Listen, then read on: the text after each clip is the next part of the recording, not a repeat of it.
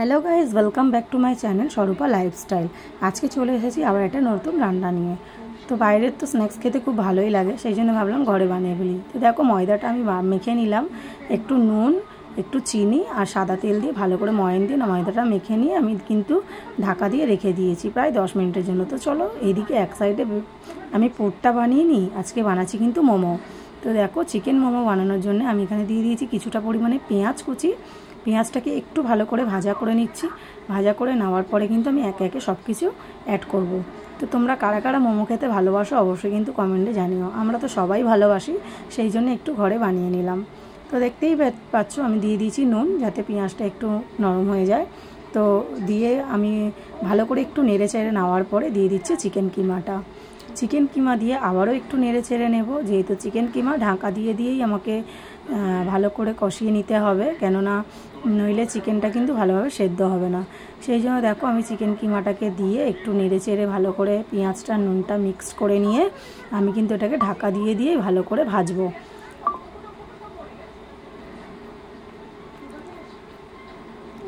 কতটা জল বেরিয়েছে দেখো, যে ঢাকা দিয়ে ভাজলে না খুব ভালো একটা হয়, জানো তো। তারপরে দিয়ে দিলাম অল্প একটু আদা বাটা, আর আদা বাটা দিয়ে দেবো একটুখানি, আদা বাটা না, এটা দিয়েছিলাম রসুন বাটা। তো তারপরে আমি এটাকে ভালো করে একটু নেড়ে চেড়ে নিচ্ছি। নেড়ে নেওয়ার পরে যেহেতু সব কিছু দিতে হবে আর একটু করে নেড়ে নিতে হবে মাংসর মধ্যে লাগিয়ে নেওয়ার জন্য, মশলাটা যাতে খুব ভালোভাবে লেগে যায়। রসুন বাটা দিয়ে আমি দিয়ে দিয়েছিলাম একটুখানি সয়া সসটা দিলে খুব দারুণ একটা স্মেল আসে আর কালারটাও কিন্তু চেঞ্জ হয়ে যায়। তো দেখতেই পাচ্ছ আমি কিন্তু চিকেনের মধ্যে কিন্তু সয়া সসটাও দিয়ে দিয়েছি। এদিকে মানে জল বাদ দিয়ে কিন্তু এবারে দেখো তেল ছাড়ছে আস্তে আস্তে, যেহেতু ভাজাটা আমার হয়ে এসছে সেই জন্যে কিন্তু জল ছাড়ছে। তারপরে আমি এখানে দিয়েছিলাম গাজর।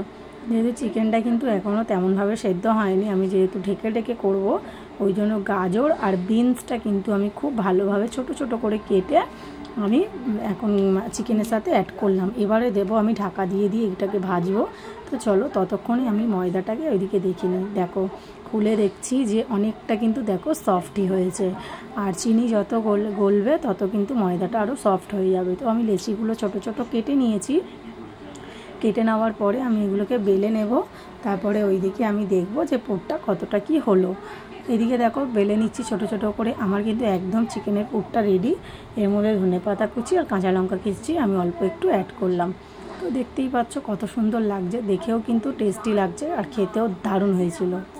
তো দেখো কত সুন্দর হয়েছে, সব কিছুই খুব ভালোভাবে সেদ্ধ হয়ে গেছে আর মিক্সডও হয়ে গেছে, দারুণ হয়েছিল। তো চলো এবারে পুরগুলো কিন্তু আমি মোমোতে দিয়ে মোমোগুলো তৈরি করে নেব। তো দেখো আমি পাতলা করে, একদমই কিন্তু পাতলা করেই আমি বেলেছি, কেননা মোমো বেশি মোটা হলে কিন্তু খেতে ভালো লাগে না, সেই জন্য পাতলা করেই আমি বেলেছি। আর মোমোগুলো আমি আমার মতো ডিজাইন দিয়ে আমি বানাচ্ছি, বাট তোমরা যদি এর থেকে অন্য কোনো ভালো কোনো ডিজাইন তোমরা মানে জানো, তাহলে তোমরা তোমাদের মতন করে বানাতে পারো। তো দেখো আমি প্রথমে পুরটা দিয়ে দিলাম। পুরটা দিয়ে এরপরে আমি এটাকে পুরোটা রেডি করে নেব। তো দেখতেই পাচ্ছ আমি সাইডে অল্প একটু জল দিয়ে নিচ্ছি। জলটা দিলে তাহলে আর মুখটা খুলে যাবে না, সেই জন্য আমি জল দিয়ে দিলাম। জল দিয়ে আমি ভালো করে মুখটাকে মুড়িয়ে নেব। তো দেখো আমি কিভাবে রেডি করছি। আমি দু রকম মানে করেছিলাম মোমোটা। দেখো দু রকম আমি ডিজাইন করেছি। এখন যতটা দেখতে এরম লাগছে, কিন্তু তৈরি হওয়ার পর একদমই অন্যরকম লাগবে। আর এইদিকে দেখো আমার জল কিন্তু পুরো গরমও হয়ে গেছে, স্টিমও উঠে গেছে, দেখতেই পাচ্ছ একদম সুন্দরভাবে। এবারে আমি মোমোগুলো সাজিয়ে দেবো। তো দেখো আমি লম্বা করেছি কিছুটা মোমো আর গোলও করেছি কিছুটা মোমো।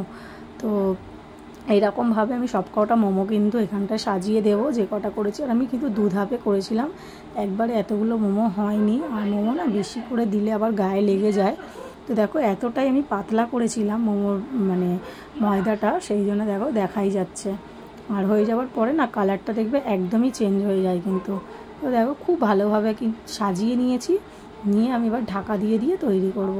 তো চলো এবারে তোমরা দেখতে থাকো পুরোটা তৈরি হওয়ার পরে কেমন লাগছে এবারে। তো দেখো দেখে খেতে ইচ্ছা হচ্ছে। তো চলো চটজলদি বানিয়ে ফেলো ঘরোয়া পদ্ধতিতে মোমো। তো দেখো আমি এবার মানে ঘরেই বানিয়েছি স্যুপটা। তো কেমন লাগছে অবশ্যই জানিও। তো চলো টাটা বাবাই, টেক কেয়ার।